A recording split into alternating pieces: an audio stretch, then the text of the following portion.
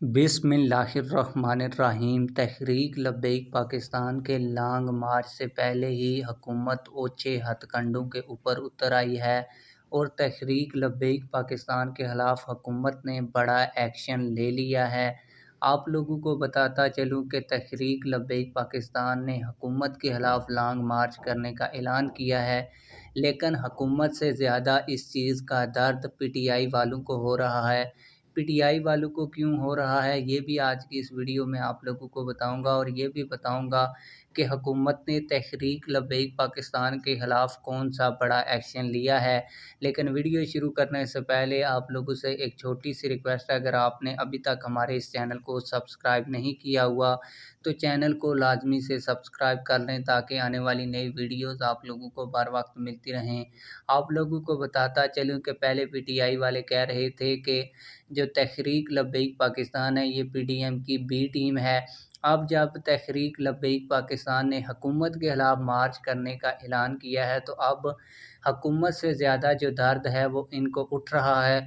हुकूमत ने तहरीक लब्बैक पाकिस्तान के खिलाफ जो एक्शन लिया है वो भी आप लोगों को बताता चलूँ कि पीटीआई के अहम तरीन रहनुमा डॉक्टर शहबाज गिल ने एक ट्वीट किया जिसमें लिखा, लो भाई दोस्तों, पूरे मीडिया बल्कि पीटीवी पे भी लाइव, इसमें अक्ल वालों के लिए बेतहाशा निशानियां हैं। लॉन्चिंग स्टार्ट, लो फिर आया जे गौरी।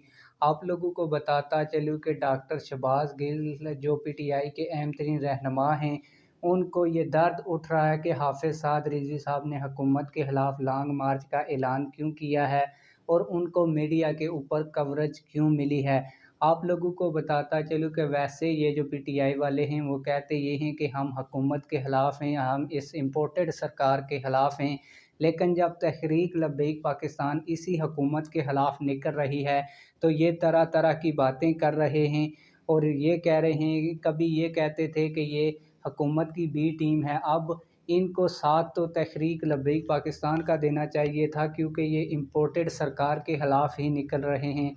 लेकिन आप लोगों को पता है कि मुनाफिक अदना काम करो तब भी खुश नहीं होता और आला काम करो तब भी खुश नहीं होता।